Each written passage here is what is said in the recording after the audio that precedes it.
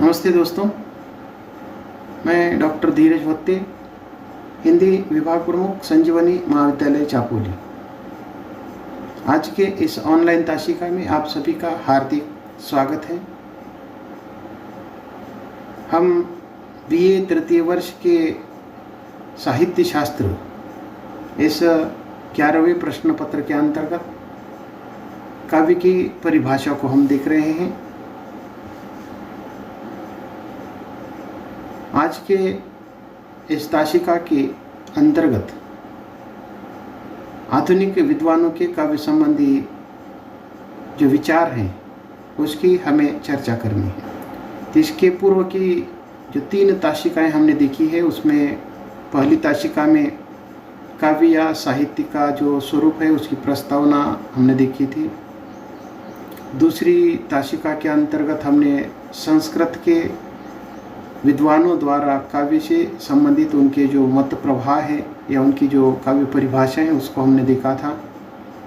तीसरी ताशिका के अंतर्गत हमने रीतिकालीन आचार्य कवियों द्वारा जो काव्य की परिभाषाएं उन्होंने की है उसको देखा था। उसके ही अंतर्गत हमने अंग्रेजी विद्वानों के महत्वपूर्ण जो विद्वान हैं उनके काव्य संबंधित विचारों को भी हमने देखा है। आज के इस ताशिका के अंतर्गत हम आधुनिक विद्वानों के काव्य से संबंधित मत क्या है या उन्होंने काव्य की परिभाषा किस प्रकार दी है उसकी चर्चा करने वाले हैं। पुनः एक बार आपका इस ऑनलाइन ताशिका में हार्दिक स्वागत। आज की हिंदी कविता संस्कृत काव्यशास्त्रीय सिद्धांतों के आधार पर नहीं बल्कि पाश्चात्य काव्यशास्त्रीय सिद्धांतों के साँचे में ढल चुकी है।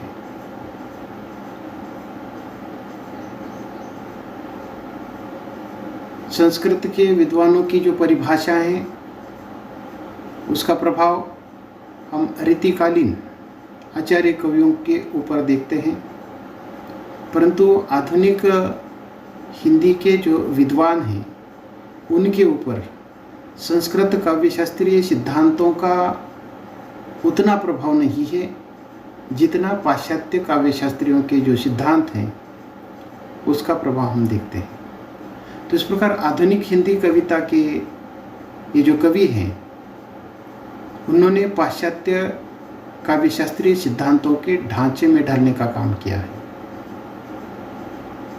अतः आधुनिक विद्वानों की काव्य संबंधित जो परिभाषा है पाश्चात्य मान्यताओं के बहुत निकट रही है। तो हम हिंदी के जो महत्वपूर्ण विद्वान हैं उनके काव्य संबंधित जो विचार हैं या उन्होंने काव्य की परिभाषा किस प्रकार दी है उसकी हम चर्चा करते हैं। तो आधुनिक हिंदी के जो विद्वान हैं उसमें सबसे पहले हम महावीर प्रसाद द्विवेदी की काव्य की परिभाषा देखते हैं। उनका जो ग्रंथ रस रंजन है उस रस रंजन ग्रंथ में वे लिखते हैं कि कविता प्रभावशाली रचना है जो पाठक यशोदा के मन पर आनंद में प्रभाव डालती है। तो इस परिभाषा के अंतर्गत कविता प्रभावशाली रचना है। उन्होंने कविता को प्रभावशाली रचना कहा है। ये प्रभाव किस दृष्टि से है? अर्थ की दृष्टि से है। और ये जो कविता है यह कविता के जो विचार है वो प्रभावशाली होने के कारण पाठक के मन पर उसका प्रभाव पड़ता है। पाठक यशोदा के मन पर आनंद में प्रभाव डालती है। तो इस प्रकार इस परिभाषा के अनुसार कविता प्रभावशाली रचना है और वह पाठक के मन पर आनंद का प्रभाव डालती है। अन्य एक स्थान पर महावीर प्रसाद द्विवेदी लिखते हैं, सादगी, असलियत और जोश ये 3 गुण कविता में हो तो कहना ही क्या है। परंतु बहुधा अच्छी कविता में केवल जोश रहता है, सादगी और असलियत नहीं। परंतु बिना असलियत के जोश का होना बहुत कठिन है। अतएव कवि को असलियत का सबसे अधिक ध्यान रखना चाहिए। असलियत इनकी वास्तविक है, सत्यता से संबंधित है। तो महावीर प्रसाद द्विवेदी के अनुसार कविता प्रभावशाली रचना है और उसका पाठक के मन पर आनंददायी प्रभाव डालती है। उसके साथ ही उन्होंने सादगी, असलियत और जोश, इन 3 गुणों का उल्लेख किया है। ये जो 3 गुण हैं वह कविता में होनी चाहिए। सादगी होनी चाहिए, सीधी सादी सरल होनी चाहिए। असलियत जो वास्तविकता है, सत्यता है, उसमें होनी चाहिए और उसमें जोश होना चाहिए, प्रभाव होना चाहिए। तो ये 3 गुण हैं कविता में अगर है तो उसके बारे में कुछ कहने की आवश्यकता नहीं। परंतु बहुत अच्छी कविता में केवल जोश रहता है। उनका जो विचार है कि असली जो कविता है उसमें जोश रहता है, सादगी और असलियत नहीं। और आगे चलकर वे लिखते हैं कि बिना असलियत के जोश का होना भी बहुत कठिन है। इस प्रकार जहाँ जोश होता है वहाँ असलियत होती है, ये बात उन्हें कहनी है। और इस प्रकार कवि को असलियत का सबसे अधिक ध्यान रखना चाहिए। जो सत्यता है, वास्तविकता है, उसका उन्होंने अधिक ध्यान रखने की बात कही है। तो इस प्रकार ये जो 3 गुण हैं, सादगी, असलियत और जोश, कविता में होने की बात उन्होंने कही है। कविता प्रभावशाली तभी हो सकती है और पाठक के मन पर वह तभी प्रभावशाली आनंद डालती है जब उस कविता में सादगी, असलियत और जोश हो। आचार्य रामचंद्र शुक्ल कविता क्या है में लिखते हैं कि जिस प्रकार आत्मा की मुक्तावस्था ज्ञान दशा कहलाती है, उसी प्रकार हृदय की मुक्तावस्था रस दशा कहलाती है। हृदय की इसी मुक्ति की साधना के लिए मनुष्य की वाणी जो शब्द विधान करती आई है उसे कविता कहते हैं। तो इस प्रकार आचार्य रामचंद्र शुक्ल ने अपनी ये जो कविता से संबंधित जो परिभाषा है उसके अंतर्गत वे कहते हैं कि जिस प्रकार आत्मा की मुक्तावस्था ज्ञान दशा कहलाती है, यहाँ आत्मा है और उसकी जो मुक्तावस्था है उसको उन्होंने ज्ञान दशा कहा है। आत्मा जब मुक्त होती है तब ज्ञान दशा प्राप्त होती है, या उसे ज्ञान दशा कहना चाहिए। उसी प्रकार हृदय की मुक्तावस्था रस दशा कहलाती है। जब हृदय मुक्त होता है तब रस दशा प्राप्त होती है, या उसे रस दशा कहना चाहिए।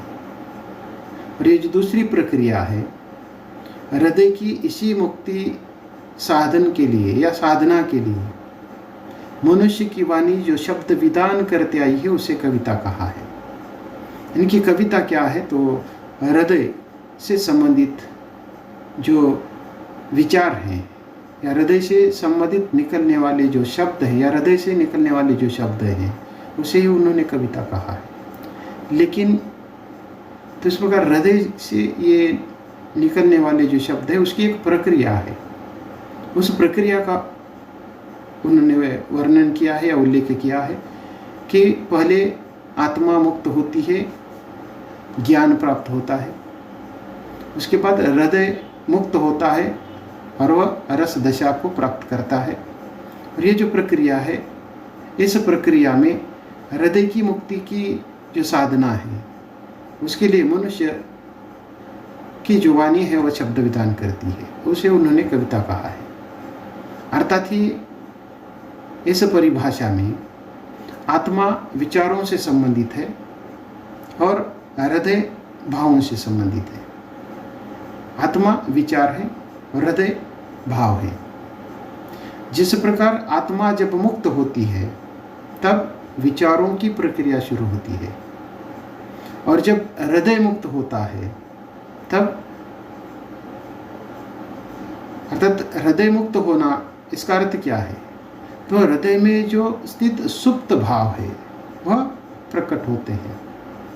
हृदय में ये जो सुप्त भाव है सैकड़ों की संख्या में, और ये जो सुप्त भाव है वह प्रकट होते हैं, तब रस उत्पन्न होता है। उसे ही रस दशा उन्होंने कहा है।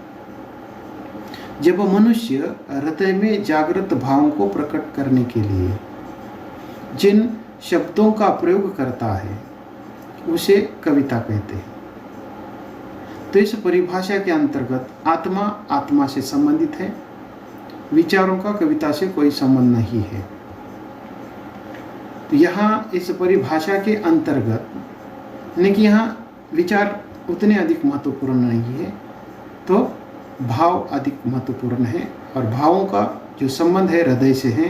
हृदय मुक्त होता है, हृदय के अंतर्गत जो सुप्त भाव है वह प्रकट होते हैं, और ये सुप्त भाव जब प्रकट होते हैं तब रस की दशा प्राप्त होती है। रस दशा प्राप्त होना यानी कि आनंद प्राप्त होना, या इस दशा को प्राप्त करने के लिए मनुष्य हृदय में जागृत भावों को प्रकट करता है, और उसको प्रकट करने के लिए शब्दों का प्रयोग करता है। उसे उन्होंने कविता कहा है। उसके बाद बाबू श्याम सुंदर दास हैं, और बाबू श्याम सुंदर दास ने काव्य से संबंधित जो अपना मत प्रस्तुत किया है, उनके अनुसार हम किसी पुस्तक को साहित्य या काव्य की संज्ञा तभी दे सकते हैं अगर वह कला के उद्देश्यों को पूरा करती है।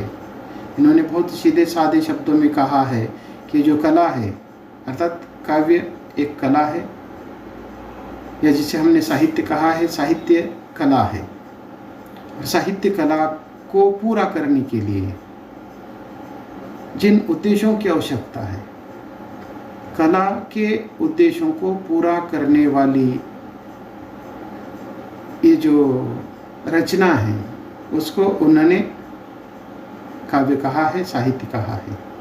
हम किसी पुस्तक को साहित्य या काव्य की संज्ञा तभी दे सकते हैं, अर्थात कोई पुस्तक है या कोई रचना है, हम उसको साहित्य या काव्य उस समय कह सकते हैं अगर वह जो पुस्तक है वो क्या कर रहे हैं, कला के उद्देश्यों को पूरा कर रही है। बहुत सीधी सादी व्याख्या उन्होंने दी है। कला के उद्देश्य जिस रचना में हो वह पुस्तक साहित्य या काव्य है। उसके बाद छायावादी कवि जयशंकर प्रसाद हैं, और जयशंकर प्रसाद ने काव्य से संबंधित अपना मत प्रस्तुत करते हुए वे कहते हैं कि काव्य आत्मा की संकल्पनात्मक अनुभूति है जिसका संबंध विश्लेषण, विकल्प या विज्ञान से नहीं है। वह एक श्रेयमयी प्रिय रचना है। तो इस रचना के अंतर्गत या इस विचारधारा के अंतर्गत जयशंकर प्रसाद काव्य आत्मा की संकल्पनात्मक अनुभूति मानते हैं। संकल्पना और उसकी अनुभूति, अर्थात उसको उन्होंने काव्य की आत्मा माना है। अनुभूति जो हृदय से संबंधित है वही काव्य की आत्मा है, यानी जो भावों से संबंधित है, और इसका संबंध विश्लेषण से है। ये जो संकल्पनात्मक जो अनुभूति है उसका हम क्या करते हैं, विश्लेषण करते हैं। विकल्प या विज्ञान से इसका कोई संबंध नहीं है। हम ये जो अनुभूति है उसको व्यक्त करते हैं, उसको ही उन्होंने एक प्रिय रचना कहा है। उसके बाद और एक महत्वपूर्ण छायावादी कवि जिनको हम प्रकृति के महान चित्रे कवि कहते हैं, सुमित्रानंदन पंत।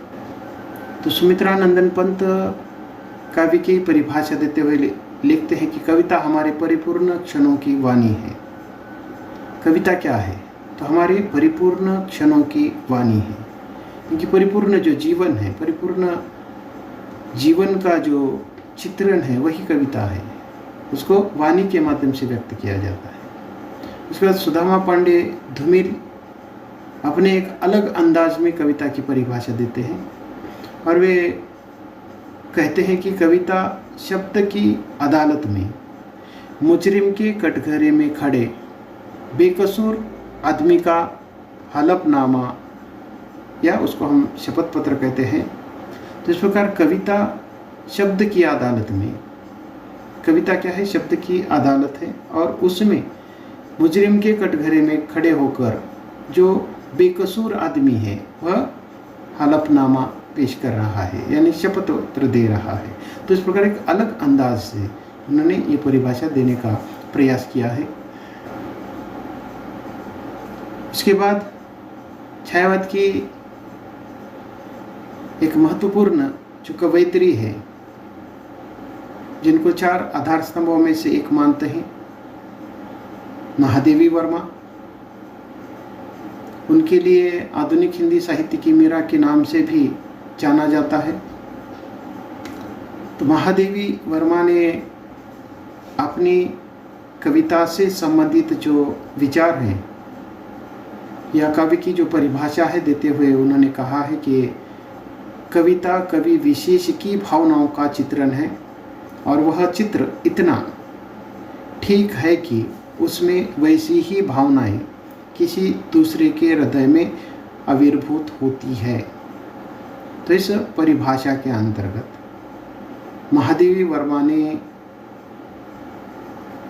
2 महत्वपूर्ण शब्दों का प्रयोग किया है, जैसे कि कविता कवि विशेष की भावनाओं का चित्रण है, और वह चित्र इतना ठीक है कि उसमें वैसी ही भावनाएं किसी दूसरे के हृदय में आविर्भूत होती है। यहाँ 2 व्यक्ति हैं, एक पहला व्यक्ति है और वह एक दूसरा व्यक्ति है। पहले व्यक्ति के मन में जो भावनाएं हैं वह दूसरे व्यक्ति के हृदय में अंतर्भूत होती है। ये जो प्रक्रिया है उसको उन्होंने कविता कहा है। दूसरी एक परिभाषा महादेवी वर्मा ने दी है, और उस परिभाषा में व्यष्टि और समष्टि को बांधने को अधिक उन्होंने जोर दिया है। उन्होंने अपनी ये जो दूसरी परिभाषा है उसमें वह लिखती है कि कविता हमारे व्यष्टि सीमित अपनी परिधि में जीवन को समष्टि व्यापक जीवन तक फैलाने के लिए ही व्यापक सत्य को बांधती है। कविता हमारे व्यष्टि सीमित अपनी परिधि में जीवन को समष्टि व्यापक जीवन तक फैलाने के लिए ही व्यापक सत्य को बांधती है। देखिए, यहाँ व्यष्टि सीमित है, समष्टि व्यापक है। व्यष्टि सीमित है, समष्टि व्यापक है। तो ये 2 बहुत ही महत्वपूर्ण शब्द हैं। व्यष्टि और समष्टि को बांधने को उन्होंने अधिक जोर इस परिभाषा के अंतर्गत दिया है। तो इस परिभाषा के अनुसार जहाँ पर व्यक्तिगत भाव समष्टिगत भावों से व्यापक रूप में बन जाते हैं, उसी सत्य को कविता कहते हैं। अर्थात यहाँ 2 प्रकार की प्रक्रिया है। पहली प्रक्रिया में व्यक्तिगत भाव है, और दूसरी प्रक्रिया में वही भाव समष्टिगत व्यापक रूप धारण करते हैं। ये जो सत्य है, इस सत्यता को उन्होंने कविता कहा है। दूसरे शब्दों में अपने प्रकट किए हुए भाव समाज में या दूसरों के बन जाते हैं। तो इस प्रकार अपने प्रकट किए हुए भाव समाज के भाव बन जाएं, अथवा हमने प्रकट किए हुए भाव समाज को अपने लगने चाहिए, उसे ही व्यष्टि को समष्टि से बांधना कहते हैं। तो इस प्रकार यहाँ जो भावनाएं हैं, भावनाओं का जो चित्र है या भावनाओं का जो चित्रण है, उसको उन्होंने कविता कहा है। ये जो 2 प्रकार की जो परिभाषा हमने देखी है, दोनों का अर्थ एक ही है। पहली परिभाषा में कविता कवि विशेष की भावनाओं का चित्रण है।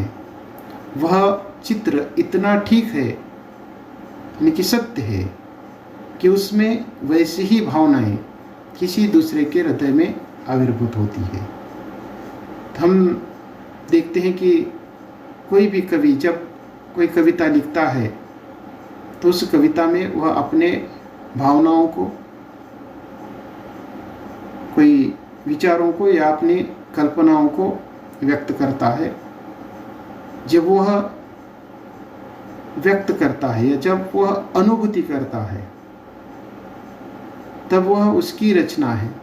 परंतु जैसे ही ये अनुभूति शब्दों का रूप धारण करती है तो वह कविता व रचना उसकी नहीं रहती है, वह समष्टि व्यापक हो जाती है।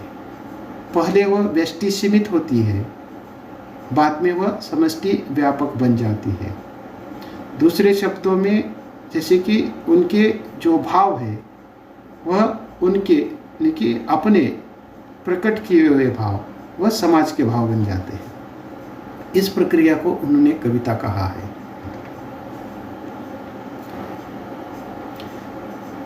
उसके बाद मुंशी प्रेमचंद है, और मुंशी प्रेमचंद के बारे में हम जानते हैं कि कथा सम्राट वे कहे जाते हैं। उन्होंने काव्य की परिभाषा करने का, उसका जो स्वरूप है उसको शब्दों में बांधने का प्रयास किया है। मुंशी प्रेमचंद कहते हैं कि साहित्य को जीवन की आलोचना वे मानते हैं। मुंशी प्रेमचंद साहित्य को जीवन की आलोचना मानते हैं।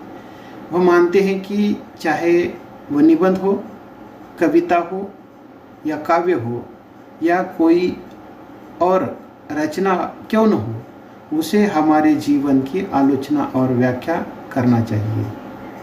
तो इस प्रकार प्रेमचंद के अनुसार साहित्य क्या है? जीवन की आलोचना है।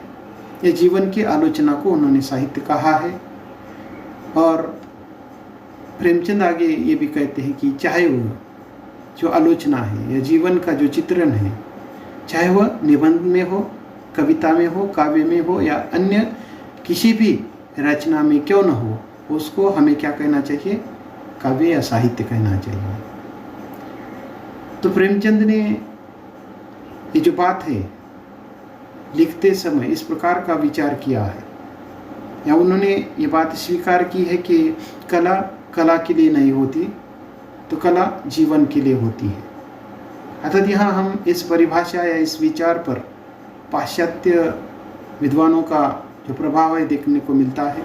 तो उन्होंने या उनके अनुसार कला कला के लिए नहीं होती, तो कला जीवन के लिए होती है। और इसलिए उन्होंने अपनी परिभाषा में कहा है कि जीवन की आलोचना को कविता कहते हैं। या यही परिभाषा दूसरे शब्दों में इस प्रकार कही जा सकती है कि साहित्य जीवन की आलोचना है। क्रिटिसिज्म ऑफ लाइफ शब्द का प्रयोग इसके पहले अंग्रेजी विद्वानों की परिभाषा में हमने देखा है, उसी का अनुकरण यहाँ देखने को मिलता है। साहित्य क्या है? तो जीवन की आलोचना है। यह जीवन की आलोचना कविता है। अर्थात जिस रचना में जीवन की परिस्थितियाँ तथा उनकी समस्याओं को प्रकट किया जाता है उसे कविता कहते हैं। ये बहुत ही व्यापक और उतनी ही मौलिक परिभाषा देखने को मिलती है कि इस परिभाषा के अनुसार जो भी कोई रचना हो, चाहे वो निबंध हो, कहानी हो या अन्य कोई विधा हो, जिस रचना में जीवन की परिस्थितियाँ और उनकी समस्याओं को प्रकट किया जाता है उसे कविता उन्होंने कहा है। यह बहुत ही व्यापक और मौलिक परिभाषा इसलिए है कि साहित्य में जीवन की आलोचना ही होती है। साहित्य में क्या होता है? जीवन की आलोचना ही होती है। जीवन की आलोचना का अर्थ क्या है? वह भी इस परिभाषा के अंतर्गत हमें देखने को मिलता है कि जीवन की आलोचना का जो अर्थ है, जीवन के जो सुख दुख है, जीवन की हर प्रकार की जो स्थिति है, हर प्रकार की जो घटनाएं हैं, उसका वर्णन उसके अंतर्गत होता है या उसको साहित्य के अंतर्गत व्यक्त किया जाता है। तो इस दृष्टि से ये जो परिभाषा है बहुत ही व्यापक और उतनी ही मौलिक परिभाषा है। साहित्य में जीवन की आलोचना ही होती है, चाहे वह कविता, कहानी, निबंध, उपन्यास आदि किसी भी विधा में अर्थात वह प्रस्तुत हो। वह मनुष्य के हर्षोल्लास, सुख दुख, संघर्ष, पीड़ा नीति अनीति, रूढ़ि परंपरा, उसके आदर्श, जीवन मूल्य से संबंधित जो भी कुछ प्रस्तुतिकरण है, अर्थात ये सारी जो बातें हैं जीवन से ही संबंधित है, जीवन से ही जुड़ी है, और इन सभी बातों का लेखा जोखा साहित्यकार अपनी रचनाओं में प्रस्तुत करता है। और इस प्रकार मनुष्य जीवन का ये जो सुख दुख है, हर्षोल्लास है, उसका संघर्ष है, उसकी पीड़ा है, नीति अनीति, रूढ़ि परंपरा, या उसके आदर्श जीवन मूल्यों से संबंधित जो भी कुछ बातें हो, अर्थात वह जीवन से जुड़ी हुई है, और उसका लेखा जोखा साहित्यकार अपनी साहित्यिक रचनाओं में करता है। तो इस दृष्टि से प्रेमचंद ने साहित्य जीवन की आलोचना या जीवन की आलोचना कविता, इस प्रकार का शब्द प्रयोग उन्होंने किया है। उसके बाद और एक विद्वानों की परिभाषा को हमें देखना है, आचार्य महावीर प्रसाद द्विवेदी है, जो परिभाषा इस स्लाइड में नहीं है। तो महावीर प्रसाद द्विवेदी अपनी काव्य से संबंधित जो परिभाषा है उसमें वे लिखते हैं कि अंतकरण की वृत्तियों के चित्रण का नाम कविता है। जब मनोभाव शब्दों का रूप धारण कर लेते हैं तब कहीं कविता कहलाने लगती है, चाहे वह पद्यात्मक हो या गद्यात्मक हो। तो जो परिभाषा है, इस परिभाषा में अंतकरण की वृत्तियों के चित्रण का नाम कविता कहा है। अंतकरण जो हृदय से संबंधित है। आचार्य रामचंद्र शुक्ल ने जो बात कही है, आत्मा जब मुक्त होता है तब ज्ञान दशा प्राप्त होती है, हृदय जब मुक्त होता है तब रस दशा प्राप्त होती है, और हृदय की वाणी जो शब्द विधान करते आई है उसको कविता उन्होंने कहा है। वही बात इन्होंने कही है, थोड़ा सा जो परिवर्तन है करने का प्रयास है। अंतकरण की वृत्तियों के चित्रण का नाम कविता है। अंतकरण की जो वृत्ति है, हृदय में जो सुप्त भाव है, उसकी जो वृत्ति है, उसका चित्रण कविता कहलाती है। जब मनोभाव शब्दों का रूप धारण करते हैं तब कविता कहलाने लगती है। और ये जो कविता है, चाहे पद्यात्मक हो या गद्यात्मक हो, इसमें प्रेमचंद ने जो बात कही है, जैसे कि आलोचना या जीवन का जो चित्रण है वह किसी भी विधा में हो सकता है, कविता में हो सकता है, निबंध में, कहानी, उपन्यास, किसी भी विधा के माध्यम से क्यों न हो, उसको उन्होंने साहित्य कहा है। उसी प्रकार आचार्य महावीर प्रसाद द्विवेदी की परिभाषा में भी वही बात हमें देखने को मिलती है कि ये जो मनोभाव है जब शब्दों का रूप धारण कर लेते हैं तब कहीं कविता कहलाने लगती है, चाहे वह पद्यात्मक हो या गद्यात्मक हो। तो इस परिभाषा में ये जो मनोभाव जो शब्द हैं वो बड़ा ही व्यापक अर्थ प्रकट करता है। जैसे कि मन में सैकड़ों प्रकार के भाव उभरते हैं।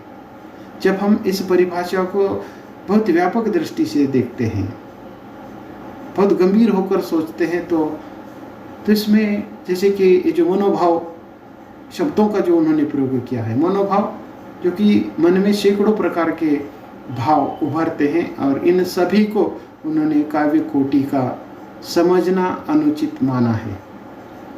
परंतु यहाँ एक प्रश्न उपस्थित किया जा सकता है कि इनमें से कौन से भाव, जैसे कि यहाँ कवि ने गद्य और पद्य में भी कोई अंतर नहीं किया है। उन्होंने जैसे कि पद्यात्मक हो या गद्यात्मक हो शब्द का प्रयोग किया है।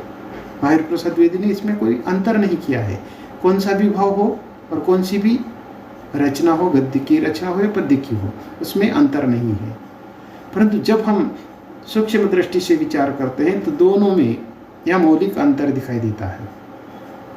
एक प्रश्न इस प्रकार का उपस्थित किया जा सकता है कि कौन से मनोभाव गद्य और कौन से मनोभाव पद्य समझना मुश्किल है।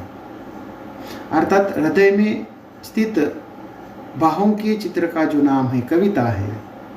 हम अपने मन के भाव केवल कविता के माध्यम से ही नहीं तो गद्य के माध्यम से भी प्रकट कर सकते हैं, और इसलिए गद्य हो या पद्य जिसमें हम अपने काव्य या अपने भाव प्रकट कर सकते हैं वह कविता है, या कविता के अंतर्गत उसको स्थान दिया जा सकता है। तो इस प्रकार जैसे कि यहाँ हम ऐसा भी सोच सकते हैं कि कौन से मनोभाव किस में व्यक्त होने चाहिए, ये भी प्रश्न उपस्थित हो सकता है। लेकिन उन्होंने दोनों में कोई भेद नहीं किया, दोनों में कोई अंतर नहीं किया है। दोनों गद्य या पद्य दोनों में यानी कि किसी भी प्रकार के भावों को व्यक्त किया जा सकता है।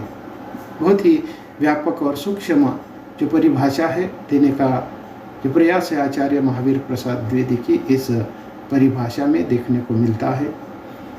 तो इस प्रकार हम देखते हैं कि संस्कृत आचार्यों, रीतिकालीन आचार्यों, अंग्रेजी विद्वानों तथा आधुनिक विद्वानों ने अपने अपने ढंग से कवि की जो परिभाषाएं दी है या कवि के जो लक्षण उन्होंने स्पष्ट किए हैं, जिसकी चर्चा हमने की है।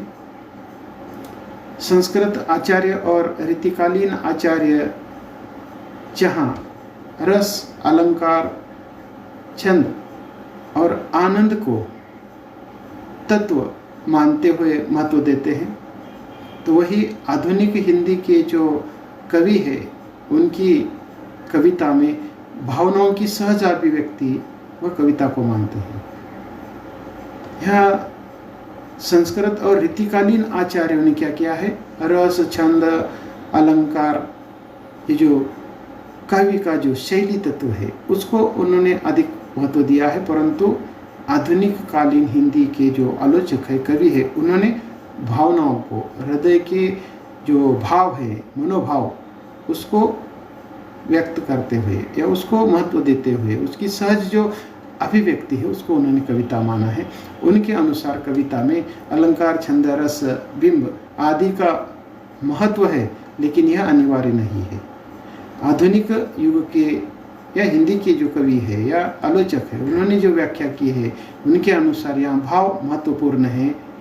कविता के अंतर्गत जो अलंकार, छंद, रस, बिंब आदि है वह उतना महत्वपूर्ण नहीं है जितना भाव है। भाव कविता के अंतर्गत अनिवार्य है, ये बाकी अनिवार्य है ऐसी बात नहीं है। तो इस प्रकार आधुनिक हिंदी कविता में कल्पना के स्थान पर यथार्थपरकता का जो महत्व है अधिक देखने को मिलता है। तो इस प्रकार आधुनिक हिंदी कविता में जो कल्पना है उसके स्थान पर उन्होंने जो सत्यता है, वास्तविकता है, यथार्थपरकता है, उसको उन्होंने अधिक महत्व दिया है। तो इस प्रकार ये जो विभिन्न विद्वानों ने काव्य की जो परिभाषा दी है उसको देखते समय ये जो बात है उसका विचार होना चाहिए कि विभिन्न कालों में, विभिन्न देशों में साहित्य की भिन्न भिन्न परिभाषा देने का जो प्रयास है विद्वानों ने किया है। अभी तक हमने संस्कृत, हिंदी, अंग्रेजी के जो विभिन्न विद्वानों ने जो परिभाषाएं दी है उसका अध्ययन किया है और काव्य के सौंदर्य, कला, आनंद, जीवन उपयोगिता, अभिव्यक्ति, भावानुभूति, बौद्धिकता आदि अनेक पक्षों पर इन विभिन्न आचार्यों ने प्रकाश डाला है। फिर भी इनमें से कौन सी भी परिभाषा हमें परिपूर्ण दिखाई नहीं देती है, विशुद्ध दिखाई नहीं देती है या सर्वसम्मत भी नहीं दिखाई देती है, क्योंकि साहित्य ही नित्य बहने वाली जलधारा के समान है। साहित्य क्या है? नित्य बहने वाली जलधारा के समान है, जिसमें स्वरूप निर्धारण करते समय हमें अनेक जो आवश्यक तत्व हैं या आवश्यक जो लक्षण हैं उसकी अनिवार्यता को समाविष्ट करना पड़ता है। यानी कि इस प्रकार एक निरंतर बहने वाली जो जलधारा है जो सतत परिवर्तनशील होती है। जैसे कि इसके पूर्व भी हमने देखा है कि ये साहित्य है, मनुष्य जीवन का चित्रण साहित्य में होता है, जो प्रेमचंद ने बात कही है। साहित्य जीवन की आलोचना है, तो ये जीवन और साहित्य का घनिष्ठ संबंध है। और जिस प्रकार मनुष्य जीवन की परिभाषा करना कठिन है, जिसके हृदय में सैकड़ों प्रकार के भाव है और इन भावों की अभिव्यक्ति साहित्य में होती है, तो इस प्रकार सैकड़ों प्रकार के भाव है, या निरंतर परिवर्तनशील ये जो जीवन है, या नित्य बहने वाली जो जलधारा है, उसके समान साहित्य का अगर संबंध प्रस्तापित किया जाता है तो ऐसे परिवर्तनशील साहित्य की व्याख्या करना कठिन है। इसीलिए हमने आरंभिक ताशिका के अंतर्गत जो उदाहरण देखा था वो हाथी वाला, उसी प्रकार की जो स्थिति है अब हमारी भी हुई है कि हमारे समझ में नहीं आ रहा है कि किस आंधे ने हाथी का जो वर्णन किया है वो सही है या सत्य है या परिपूर्ण है। परंतु किसी भी एक आंधे ने हाथी का जो वर्णन किया है या हाथी कहा है वह परिपूर्ण नहीं है, सत्य नहीं है। उसी प्रकार अर्थात किसी भी एक विद्वान की परिभाषा परिपूर्ण नहीं है या उस परिभाषा को सर्वसम्मत जो भाव है नहीं मिला है या सर्वसम्मति नहीं मिली है। इसीलिए जिस प्रकार हाथी को समझने के लिए उन सभी आंधों के विचारों को समझना आवश्यक है, उसी प्रकार हमें साहित्य को समझने के लिए ये जो विभिन्न कालों के, विभिन्न भाषा के, विभिन्न देशों के विद्वानों ने काव्य से संबंधित जो विचार प्रस्तुत किए हैं उन सभी को देखना अनिवार्य हो जाता है।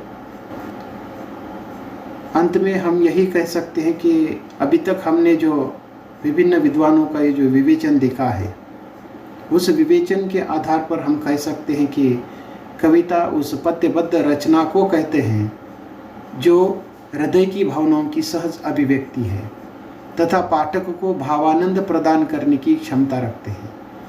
तो इस प्रकार साहित्य का जो स्वरूप है वह इसी प्रकार का है कि कविता क्या है, एक पद्यबद्ध रचना है।